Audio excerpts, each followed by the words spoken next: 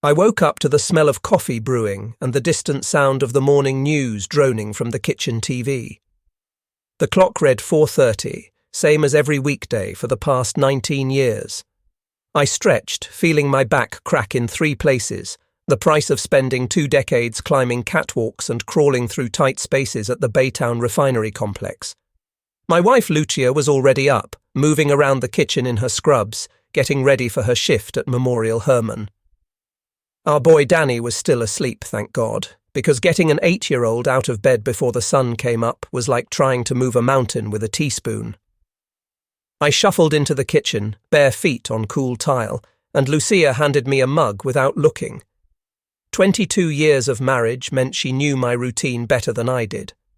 I kissed her cheek and took a long sip, letting the caffeine start its slow work on my brain. The TV was showing the usual morning garbage, traffic reports for the I-10 corridor, weather predictions nobody believed, advertisements for lawyers I wouldn't trust to represent a parking ticket. Then the anchor's face changed, got serious in that way that makes your gut tighten. Breaking news this morning from Austin. CDC officials are investigating what they're calling containment irregularities at a University of Texas research facility. The facility was handling biological samples as part of a routine transfer when, according to sources, protocols were not properly followed. Officials stress there is no immediate danger to the public, but a precautionary shelter-in-place order has been issued for a 3-mile radius around the campus. Lucia paused, spatula in hand, eggs sizzling in the pan behind her. That doesn't sound good. Austin's 160 miles away, I said, my drawl slow and easy like it always was. I wouldn't worry about it none. But something in my gut disagreed. I'd worked around dangerous materials long enough to know that when the CDC got involved, it wasn't nothing. Still, I had a job to get to, and worrying about things I couldn't control wasn't going to pay the mortgage. I finished my coffee, ate the eggs Lucia put in front of me, and kissed her goodbye. She grabbed her purse and headed out to her car, waving as she backed down the driveway. I watched her go, feeling that familiar mixture of love and mild dread that came with sending your wife off to work in a hospital emergency room. She saw things that would give most people nightmares, but she handled it with a grace I'd never understand. Danny stumbled out of his room about 10 minutes later, hair sticking up in every direction, dragging his backpack. "Morning, Dad." "Morning, bud. You got everything for school?" "Yep." "Homework?" "Dad, it's like 5 in the morning." "Answer the question." "Yes, I got my homework." I drove him to his friend Marcus's house, where Marcus's mum would take both boys to school. Danny climbed out, gave me a quick hug and ran to the door. I watched him disappear inside, then headed toward Baytown and the massive sprawl of steel and fire that was the refinery. The drive took me through the grey pre-dawn light, past strip malls and storage facilities and the occasional taco truck setting up for the breakfast rush. The radio was playing George Strait, then switched to news. More about Austin. Now they were talking about a manifesto, some group claiming responsibility for what they called liberating the pathogen. My hands tightened on the steering wheel. Terrorists, that's what this was. Some group of lunatics had gotten their hands on biological materials and were bragging about it online. The refinery appeared ahead. A city of towers and pipes and flames burning at the tops of stacks, visible for miles. I'd worked here since I was 23 years old, starting as a helper and working my way up to master pipe fitter. I knew every inch of this place, every valve and flange and potential hazard. It was dangerous work, the kind that could kill you in a dozen different ways if you weren't careful. Burns, explosions, falls, toxic gas, high-pressure releases. But it paid good money, and in Houston, if you didn't have a degree, the refineries and chemical plants were where you went. I parked in my usual spot and grabbed my hard hat and safety glasses from the back seat.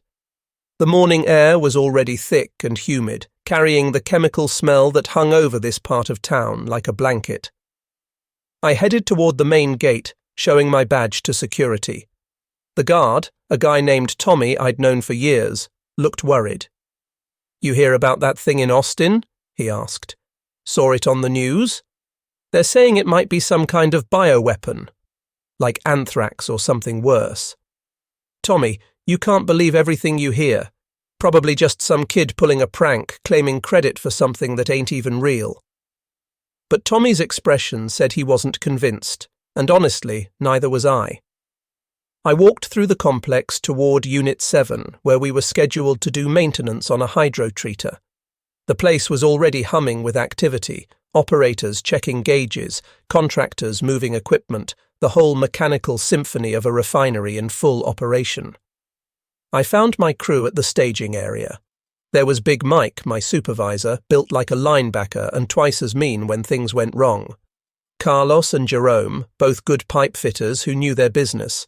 And a new contractor I didn't recognize, a skinny guy with a face like a whipped dog. Morning, Darius, Big Mike said. This here's Webb. He's filling in for Rodriguez. Where's Rodriguez? Called in sick, said he was puking his guts out all night. I shook Webb's hand. His palm was sweaty, clammy. You feeling all right? Just nervous.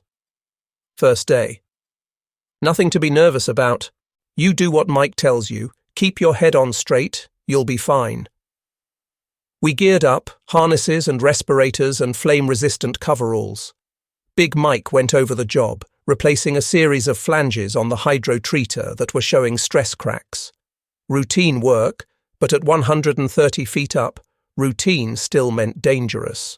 One wrong move and you were taking a fall that would turn you into paste.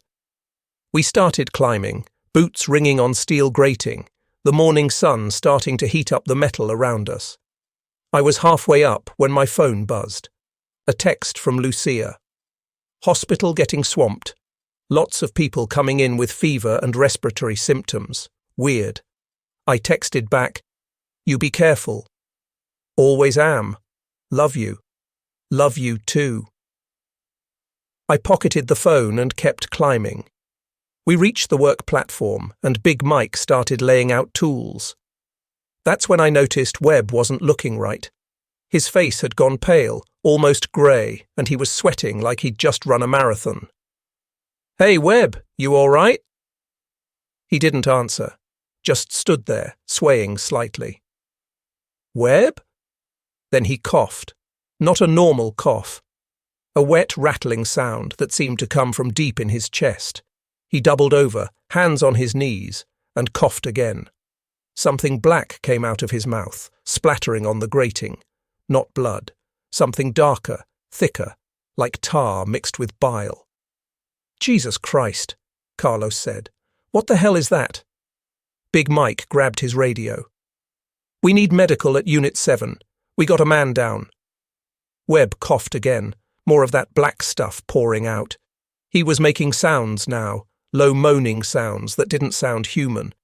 Then he straightened up and I saw his eyes. They were wrong. Bloodshot and vacant, the pupils huge and unfocused. Ain't right, boss, I said, backing away. Something ain't right with him. Webb turned toward me and his mouth opened. His tongue was black, swollen, and as I watched in horror, he bit down on it. Hard.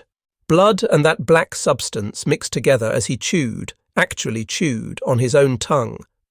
The sound was terrible, wet tearing and crunching. Somebody stop him! Big Mike shouted. Carlos lunged forward, trying to grab Webb, but Webb was faster. He spun and grabbed Carlos by the coveralls, pulling him close. Then Webb's head darted forward, and he bit into Carlos's neck, teeth sinking in deep. Carlos screamed, a high-pitched sound of pure agony, and blood sprayed across the platform. I grabbed the Stilson wrench from my belt, 2 feet of steel pipe wrench that weighed about 10 pounds. Webb had released Carlos and was turning toward Big Mike. I swung the wrench with everything I had, catching Webb on the side of the head. The impact made a sound like a melon splitting. Webb went down hard, his skull cracked open, that black stuff leaking out. Carlos was on the ground, hands clutching his neck, blood pumping between his fingers. Jerome had grabbed the first aid kit and was trying to apply pressure to the wound, but there was so much blood. "Call for help," Jerome shouted. "Call for fucking help." Big Mike was already on the radio, screaming for medical, for security, for anyone. I looked down at Webb's body. He wasn't moving, but his eyes were still open, still staring at nothing. Then I heard it. Screaming. Not just from our platform, but from all over the refinery. Lots of screaming. And that moaning sound, that terrible inhuman moaning. I ran to the edge of the platform and looked out across the complex. What I saw made my blood turn to ice. There were people, workers, contractors, staggering around like drunks, and they were attacking others, grabbing them, biting them, tearing into them with teeth and hands. I saw a man in an operator's uniform tackle a woman near Unit 3, saw him rip into her throat with his teeth, saw another group surrounding someone near the control building, pulling them down.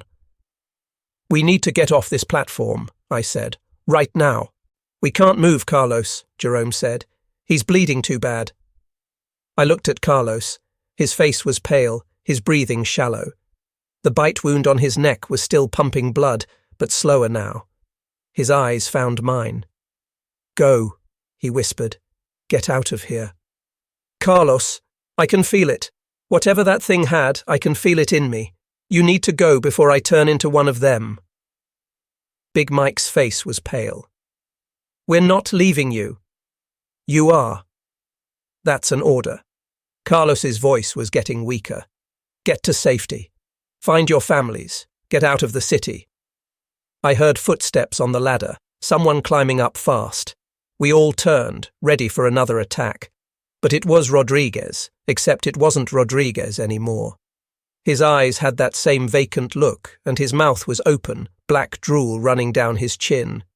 He reached the platform and lunged at Jerome. I swung the wrench again, caught Rodriguez in the face. Teeth shattered, bone cracked, and he stumbled backward, right off the edge of the platform. I watched him fall, 130 feet down, and heard the sickening crunch when he hit the concrete below. "The ladder!" Big Mike shouted. "We go down the ladder!" But more of them were coming up, 3 or 4 at least, all with that same wrong look. We were trapped. "The emergency slide," I said, pointing to the escape tube that ran from this level down to ground level. It was meant for emergencies, a metal tube you could slide down if there was a fire or explosion. We ran for it. Jerome went first, then Big Mike. I took one last look at Carlos. He was convulsing now, his body shaking, foam coming from his mouth. "I'm sorry," I said. Then I climbed into the tube and slid down, the metal burning hot even through my coveralls. I shot out the bottom and rolled to my feet. Jerome and Big Mike were already running toward the parking lot. I ran after them. The refinery was chaos. Fires burning in multiple units, alarms screaming, people running in every direction. Some were trying to escape. Others were hunting. I saw a contractor near Unit 5, a guy I'd worked with for years, tackle another worker and start tearing into him with his bare hands. We made it to the parking lot. My truck was on the far side, and we had to dodge around abandoned vehicles and bodies to reach it. I saw a woman being dragged into a ditch by 3 infected workers, saw a security guard shooting at a group of them with his pistol, the bullets hitting but not stopping them unless he got a headshot. I reached my truck and fumbled for my keys. My hands were shaking so bad I could barely get the key in the lock. Behind me, I heard Big Mike shout. I turned and saw one of them had grabbed him, a woman in a lab coat with half her face torn off. She bit into his shoulder and he screamed. Jerome grabbed a piece of pipe from the ground and swung it, crushing her skull.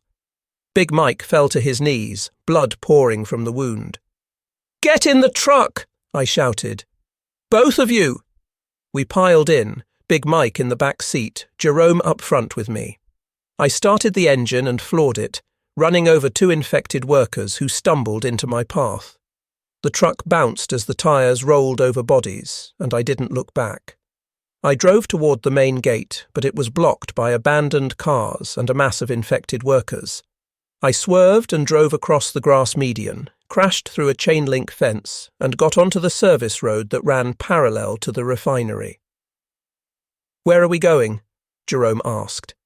I gotta get home, gotta get to my family. I pulled out my phone and called Lucia. It rang 5 times before going to voicemail. I tried again. Same thing. Damn it! I tried the house phone. No answer. I called Danny's school. It rang, and finally a panicked voice answered. Deer Park Elementary. This is Darius Mitchell. My son Danny is in Mrs. Rodriguez's class. I need to know if he's safe. Sir, we're evacuating. There's sick people trying to get into the school. We're loading the kids onto buses. Where are you taking them? The high school. It's got better security. I'm coming to get him. Don't let him on any bus. I'm coming. I hung up and pushed the truck harder, weaving through traffic that was already backing up. People were fleeing the refinery, fleeing the chemical plants, fleeing the whole industrial complex. And on the radio, the news was getting worse. Reports are coming in from across Houston of violent attacks at hospitals, schools, and public buildings. The mayor has declared a state of emergency and is asking residents to shelter in place. Do not approach anyone exhibiting aggressive behavior or signs of illness. I repeat, do not approach. The radio cut to static, then another voice, panicked and shrill. This is not a drill. The National Guard has been activated. Major highways are being shut down for emergency vehicle access only. If you are in the greater Houston area, seek shelter immediately. I looked at Big Mike in the rearview mirror. He was slumped against the door, his face grey, sweat pouring down his temples. The bite wound on his shoulder had turned black around the edges. Mike, how you feeling? Like I'm dying, he said, his voice weak. Darius, you need to drop me off somewhere. I can feel it. Whatever this is, it's in me. We're not dropping you off. I'm serious. I don't want to hurt you or Jerome. When I turn, you're not going to turn. We'll get you to a hospital. They'll fix you up. But I didn't believe it, and neither did he. We reached Danny's school 20 minutes later. The parking lot was chaos, parents trying to get to their kids, teachers trying to maintain order, and buses loading up children. I saw infected people on the periphery, staggering toward the noise and movement. Security guards and a couple of police officers were trying to keep them back, but there were too many. I parked illegally and ran toward the main entrance. A teacher tried to stop me. Sir, you can't. My son is Danny Mitchell. Mrs. Rodriguez's class. I'm taking him home. We're evacuating all students to. I'm taking my son home. Now where is he? She must have seen something in my face because she stepped back and pointed toward the gym. 3rd graders are gathering in the gym. I ran through the halls, dodging other parents and crying children. The gym was packed, kids sitting in groups organized by classroom. I found Mrs. Rodriguez and grabbed her arm. Where's Danny? She looked terrified but pointed toward a group of kids near the bleachers. I saw him sitting next to Marcus, both of them looking scared and confused. I ran over and scooped him up. Dad? What's happening? We're going home, buddy. Right now. But they said we have to get on the buses. We're not getting on any buses. We're going home to Mom. I carried him out of the gym, ignoring the protests from teachers and administrators. We ran to the truck. Jerome was still in the front seat, and Big Mike was unconscious in the back. Is Mr. Mike okay? Danny asked. He's just sleeping, bud. Get in the front seat with Jerome. I put Danny in the middle, buckled him in, and we pulled out of the parking lot. Behind us, I heard screaming and gunshots. In the rearview mirror, I saw infected people breaking through the police line and rushing toward the school. Don't look back, I told Danny. Just keep your eyes forward. We drove toward our house in the Pasadena neighborhood, but the traffic was impossible. The I-10 was at a complete standstill, cars packed bumper to bumper for miles. I took side streets, but they were just as bad. Everywhere I looked, I saw the same thing. People trying to flee. Infected attacking. Fires starting. The city was tearing itself apart. It took us 2 hours to get home. 2 hours of constant stops and starts, detours around wrecks and roadblocks, watching the city descend into hell. Big Mike died somewhere during that drive. I heard him take a last rattling breath and then nothing. Jerome reached back and checked his pulse, then shook his head. He's gone.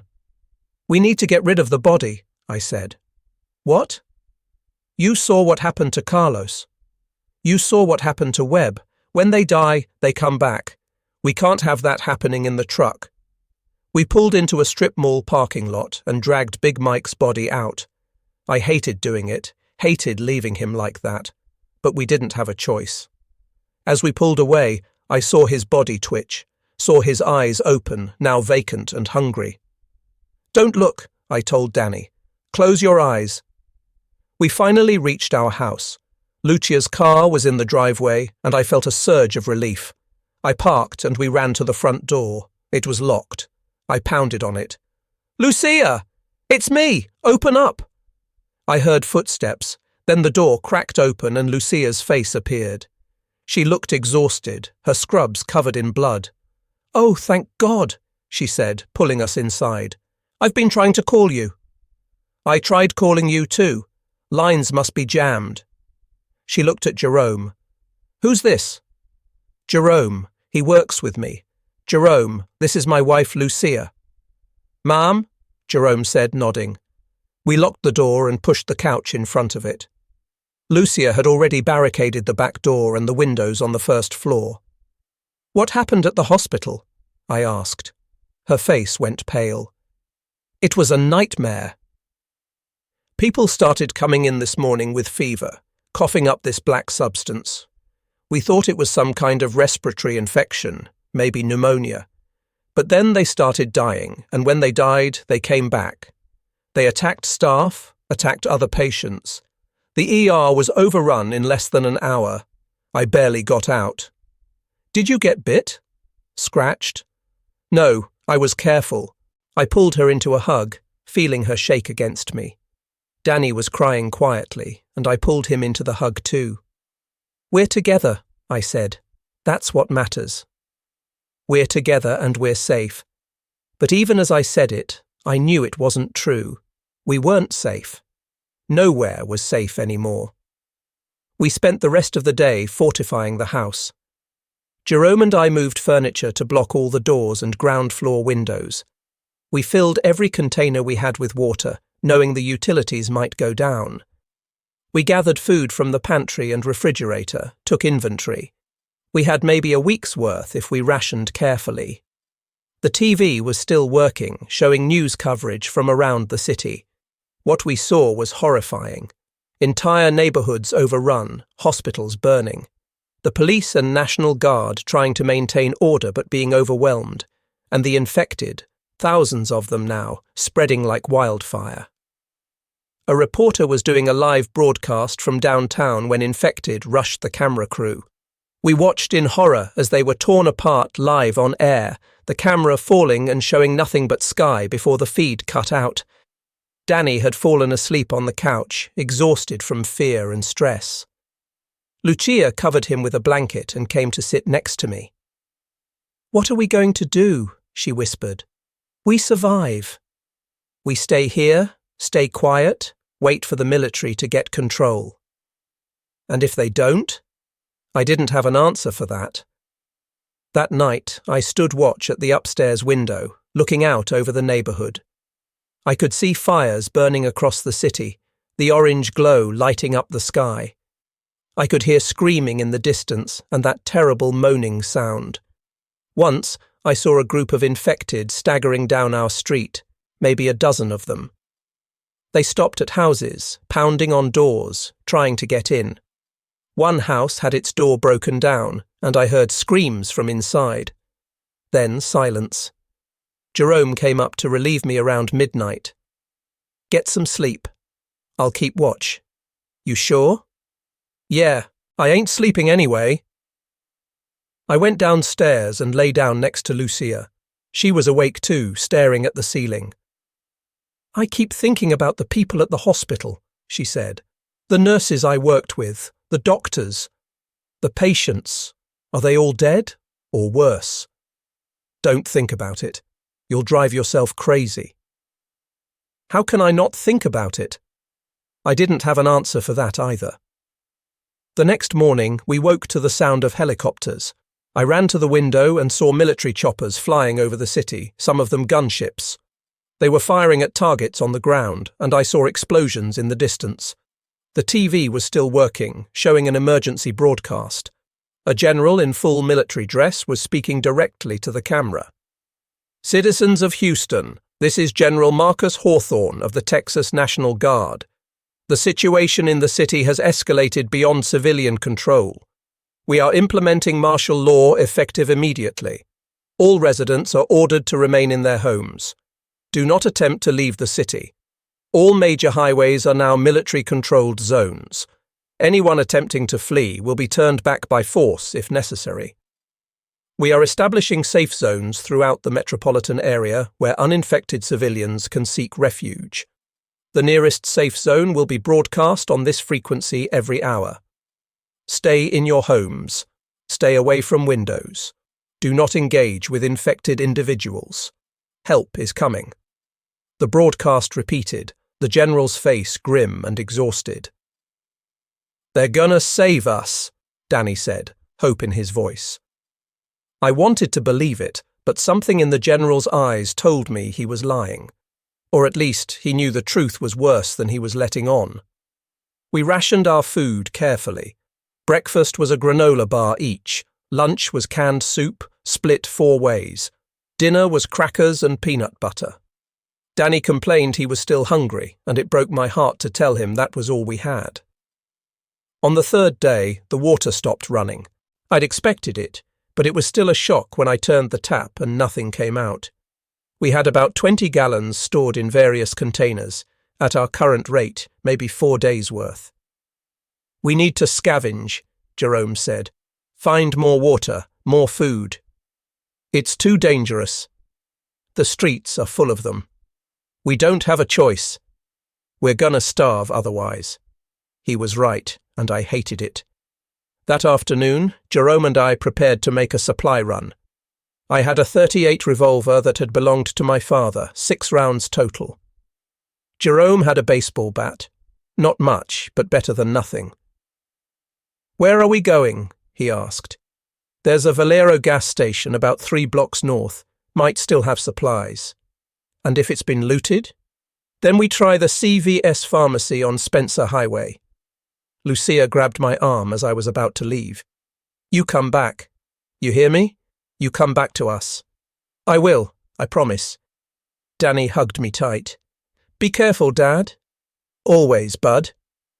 Jerome and I slipped out the back door, moving low and quiet. The neighborhood was eerily silent, except for that constant moaning in the distance. We moved from yard to yard, using fences and bushes for cover. I saw bodies in some of the yards, families that hadn't made it. I tried not to look too close. We were halfway to the gas station when we saw them. A group of infected, maybe 20, gathered around something in the street. As we got closer, I saw it was a car crashed into a telephone pole. The infected were trying to get at whoever was inside. We gave them a wide berth, circling around through backyards. My heart was pounding so hard I thought it might burst. Every sound made me jump, every shadow looked like a threat. The gas station was ahead, the windows were smashed, and the door was hanging off its hinges. We approached carefully, and I peered inside. Empty, as far as I could tell. We slipped in. The place had been looted, but not completely. We found bottles of water that had rolled under shelves, bags of chips, some candy bars. I grabbed a plastic bag and started filling it. Jerome found a case of beer in the back room and grabbed it. "Beer?" I asked. "If I'm going to die, I'm going to die drunk." We were loading up when I heard voices outside. Human voices. I motioned for Jerome to be quiet, and we crouched behind the counter. 3 men came into the store. They were armed, carrying rifles and pistols. They were talking and laughing, acting like this was all some kind of game. "Check in back," one of them said. "Might be more supplies." They spread out, searching. One of them came toward the counter. I held my breath, the revolver in my hand, ready. The man leaned over the counter, looking right at us. His eyes went wide. "Hey! We got people here." Jerome swung the baseball bat, catching the man in the kneecap. He went down, screaming. The other two came running, and I raised the revolver. "Don't move!" They stopped, rifles pointed at us. "Easy, friend," one of them said. He was older, maybe 50, with a scar running down his face. "We don't want trouble." "Then why you got guns pointed at us?" "Same reason you got one pointed at us. Protection." The man Jerome had hit was on the ground, clutching his knee, cursing. "You take what you got and leave," the scarred man said. "We take what we find." Everybody walks away. "That's real generous," I said, backing toward the door, keeping the gun trained on them. "Jerome, let's go." We backed out of the store, and the men didn't follow. But as we were leaving, the scarred man called out, "You picked a bad neighborhood, friend. We own this territory. See you around here again. We'll shoot first and talk later." We ran, our bags of supplies bouncing against our backs. Behind us, I heard laughter. We made it back to the house without encountering any more infected or looters. Lucia met us at the door, relief washing over her face. "Thank God. I thought you weren't coming back." "We're okay. Got some supplies. Not much, but it'll buy us a few more days." That night we heard explosions from the direction of downtown. Big ones, shaking the windows, rattling the walls. I looked out and saw flames shooting into the sky. "What is that?" Lucia asked. "Military, probably, trying to burn out the infected, but it didn't feel like winning. It felt like desperation. On the 5th day, the TV stopped working.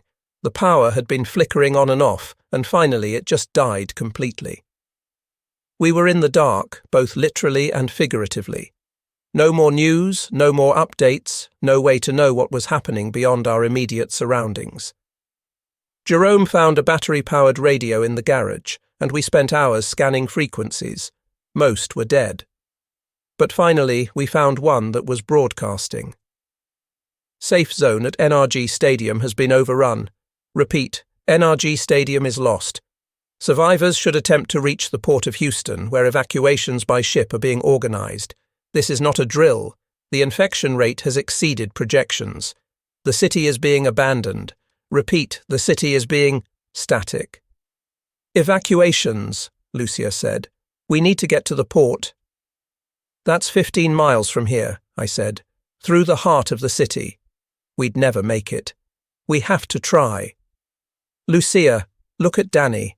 Look at him. You think he can walk 15 miles through streets full of those things? We wouldn't make it 2 blocks. She looked at our son, sleeping fitfully on the couch, and her face crumpled. "So what do we do? Just wait here to die?" "We survive. One day at a time. That's all we can do." But I was starting to wonder if survival was even possible. On the 7th day, they came for us. I was on watch at the upstairs window when I saw them. The same 3 men from the gas station, plus maybe a dozen more. They were going house to house, breaking in, taking whatever they wanted, and they were heading our way. "We got trouble," I called down. "Those looters from before, they're coming." Jerome grabbed his bat. I checked the revolver. 6 bullets. 6 bullets against 15 men. They reached our house and started pounding on the door. "We know you're in there," the scarred man shouted. "You got supplies and we want 'em. You can give 'em to us peaceful or we can take 'em. Your choice." "Go to hell," I shouted back. They started trying to break down the door. The couch we'd barricaded it with held, but I could hear the wood starting to crack. "The back door," Lucia said. "We can get out the back." "They probably got it covered." Glass shattered downstairs. They were breaking the windows. "Upstairs," I shouted. "Everyone upstairs." We ran up to the 2nd floor. I could hear them in the house now, tearing through our supplies, laughing and shouting. "Search the whole place," someone yelled. "They got to be here somewhere." Footsteps on the stairs. I stood at the top, revolver raised. The first man to appear got a bullet in the chest. He fell backward, taking 2 others down with him. the stairwell filled with shouting and cursing. "They got guns!" someone yelled. "So do we!" the scarred man shouted back. "Light 'em up!" Bullets tore through the walls, punching holes in the drywall. I grabbed Danny and Lucia and pulled them into the bathroom, the only room without windows. Jerome was right behind us, and we slammed the door. "The window," Jerome said, pointing to the small window above the toilet. "We can get to the roof, maybe jump to the neighbour's house." It was a desperate plan, but it was all we had. I boosted Lucia up first, then Danny. Jerome went next, his bulk barely fitting through the narrow opening. I heard the bathroom door start to splinter. They were breaking through. I climbed onto the toilet and pulled myself up through the window. Bullets punched through the door behind me. I rolled onto the roof, asphalt shingles hot under my hands. The neighbour's house was maybe 6 feet away, across a gap that looked a lot bigger from up here. Lucia was already jumping, landing hard on the other roof. She reached back for Danny. "Jump, baby! I'll catch you!" Danny hesitated, looking at the gap. "Don't think about it," I said. "Just jump." He jumped, and Lucia caught him, pulling him to safety. Jerome went next, his heavy frame making the whole roof shake when he landed. I was about to jump when the bathroom window exploded. Someone was climbing through. I turned and fired, my second bullet catching him in the head. He fell back into the house. I took a running start and jumped. For a terrifying second, I was in mid-air, arms windmilling. Then I hit the neighbour's roof, rolled, and came up safe. We climbed down the back of the neighbour's house, using a trellis that threatened to collapse under our weight. We hit the ground running, moving through backyards, jumping fences, putting distance between us and the looters. Behind us I heard shouts and gunfire, but they weren't chasing us. They'd found our supplies, and that was enough for them. We ran for maybe 20 minutes until we couldn't run anymore. We collapsed in the backyard of an abandoned house, gasping for breath. "We lost everything," Lucia said, tears streaming down her face. "All our food, our water, everything." I held her close. "We're alive." That's what matters. But as I said it, I wondered how long that would last. We found shelter in a church, the doors unlocked, and no signs of infected inside. It was a small Baptist church, maybe held 100 people back when Houston had people who went to church. Now it was just us, hiding in the sanctuary, sitting in pews and trying to figure out our next move. "We need to get to the port," Lucia said. "It's our only chance." "On foot? With Danny? We'd be dead before we got 2 miles. So what? We just give up?" I didn't say that. Jerome was looking at a map he'd found in the church office, tracing routes with his finger. "There might be a way. The refineries have their own docks, right? On the ship channel. Some of them might still have boats, barges, something we could use to get downriver to the port." "The refinery's gone," I said. "It was burning when we left." "Not all of it. Unit 7, where we were, that went up, but the rest might still be intact." I thought about it. The refinery was maybe 5 miles from where we were now. Still a long way on foot, but shorter than trying to reach the port directly. And Jerome was right. There were boats at the refinery docks, personnel vessels and barges. "It's risky," I said. "Everything's risky," Jerome countered.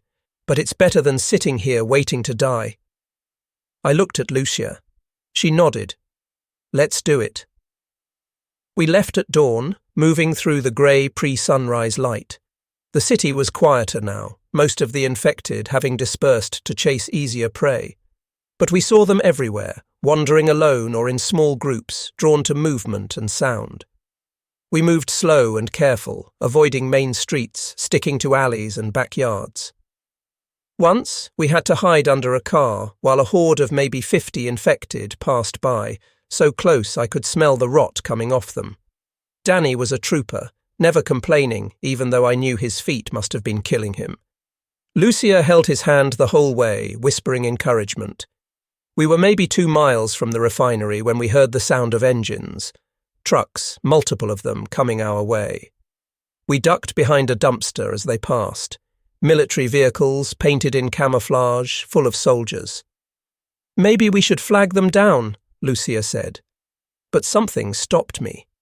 The soldiers looked wrong. Too many of them, crammed into the trucks, and they weren't in formation or following any kind of military order. They looked like they were fleeing. One of the trucks stopped near us, and I heard voices. "You sure about this?" one soldier asked. "Orders are orders," another replied. "City's being sterilized at 2000 hours. We got 6 hours to get clear of the blast radius." "What about the survivors?" "What about 'em?" "They're infected anyway. Dead or dying. This is mercy. My blood ran cold. Sterilized. Blast radius. They were going to bomb the city." The trucks drove on, leaving us in silence. "Did he say bomb?" Lucia whispered. "We need to move." Now. We ran, not bothering to be quiet anymore. The refinery appeared ahead, the towers and stacks silhouetted against the sky. Parts of it were still burning, but other sections looked intact. We reached the main gate. It was open, the guard shack abandoned. We slipped inside and made our way toward the docks. I knew this place like the back of my hand, even in its current ruined state. The docks were on the east side of the complex, where the ship channel ran. We picked our way through the wreckage, past burned-out buildings and overturned equipment. Bodies everywhere, some human, some infected. We were almost to the docks when I heard it. That moaning sound. Lots of it, coming from all directions. "Run!" I shouted. We sprinted toward the docks, infected appearing from behind tanks and buildings, drawn by our movement.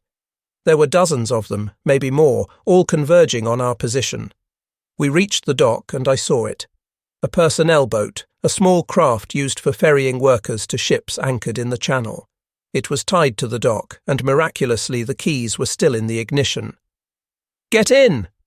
Jerome and Lucia jumped in with Danny. I started untying the boat, my hands shaking. Behind me, the infected were getting closer, maybe 20 feet away, 10 feet. I threw the last line free and jumped into the boat. Jerome was already at the controls, turning the key. The engine sputtered but didn't catch. "Come on," he muttered. "Come on, you piece of shit."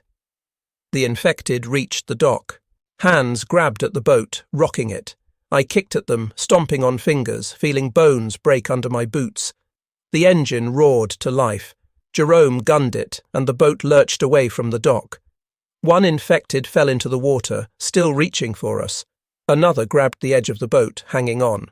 I grabbed the fire extinguisher from the emergency kit and smashed it into the thing's face until it let go and fell into the murky water. We were free, speeding down the ship channel, leaving the refinery and its horde of infected behind. "We made it," Lucia said, hardly believing it. "We actually made it." But I was looking back at the city, at the smoke rising from 100 fires, at the helicopters still flying overhead, looking at my home, knowing it was doomed. We were maybe 5 miles downriver when I saw it. A military ship, some kind of destroyer or frigate, anchored in the middle of the channel. And on its deck, soldiers were setting up what looked like missiles.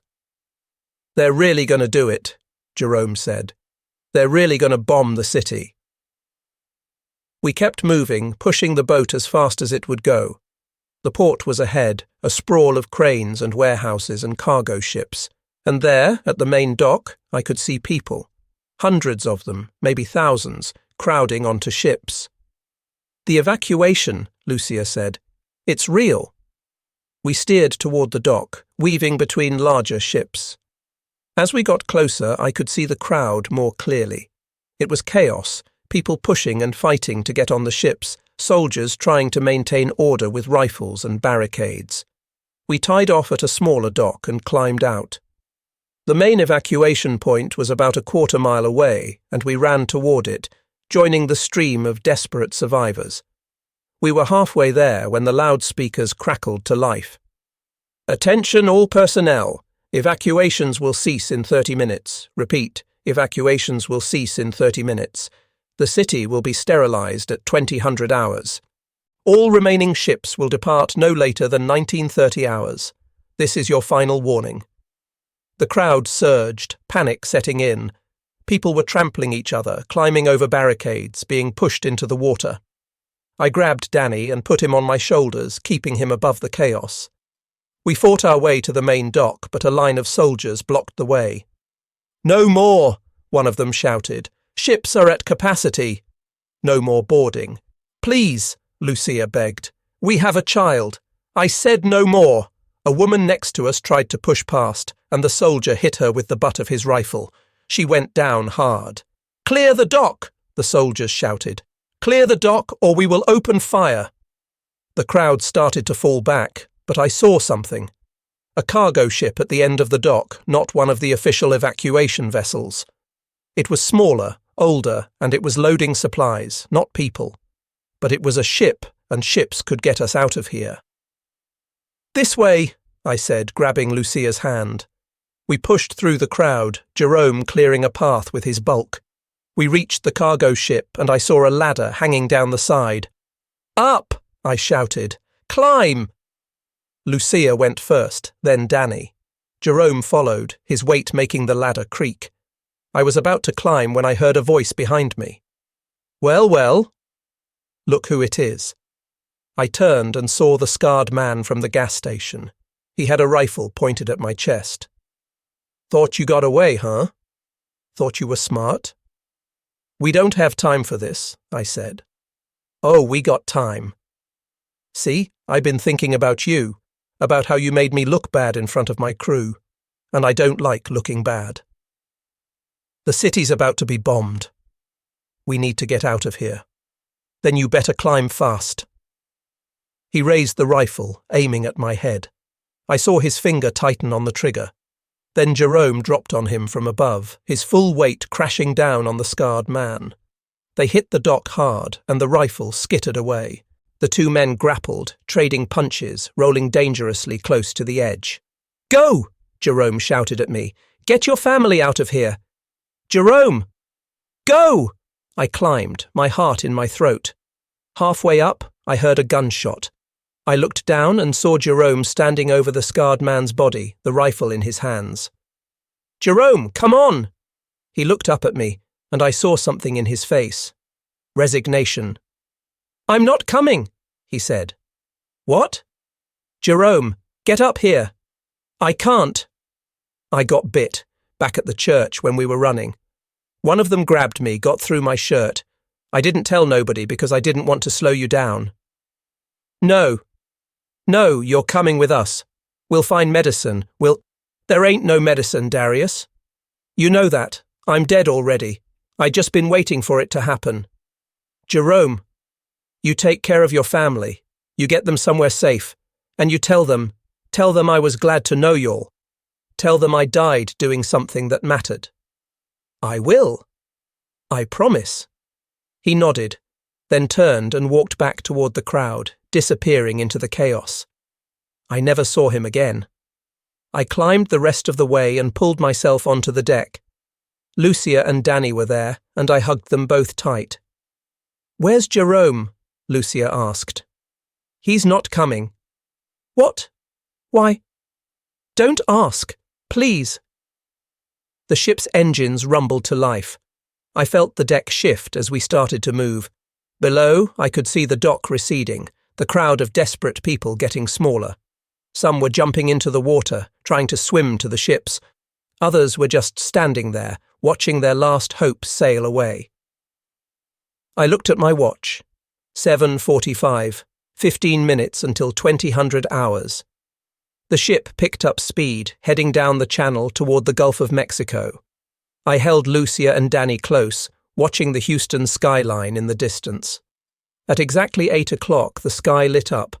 It wasn't one explosion. It was dozens, maybe hundreds, all across the city. I saw the flash first, brilliant white light that turned the world into day. Then the sound, a rolling thunder that seemed to go on forever. Then the fire. Mushroom clouds rose into the sky, one after another, and beneath them the city burned. Everything I'd ever known, every street I'd driven down, every building I'd worked in, Everything was consumed in a sea of fire. The shockwave hit seconds later, a wall of hot wind that made the ship rock. Danny buried his face in Lucia's chest, crying. Lucia was crying too, her whole body shaking. I just watched, unable to look away. The refinery was gone, vaporized in the blast. Our house was gone. The church, the school, the hospital where Lucia worked, all gone. The fires spread, feeding on gas lines and chemical tanks and the thousands of cars and buildings. The whole city was an inferno, the flames reaching so high they seemed to touch the clouds. "It's over," Lucia whispered. "It's all over." But I knew it wasn't over. Not for the infected that had already spread beyond the city. Not for the other cities that were surely facing the same fate. Not for the millions of people who were dying or already dead.